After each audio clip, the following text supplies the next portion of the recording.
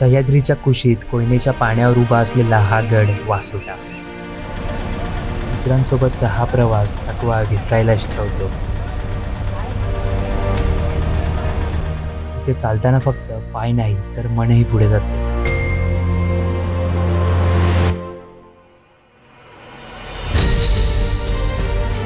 खाली शांत कोयना धरण वर अभेद्य वासोटा.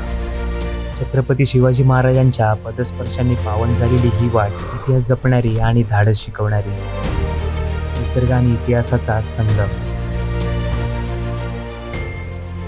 छत्रपती शिवाजी महाराजांनी जिंकलेला हा गड आजही धाडसाची परीक्षा घेतो.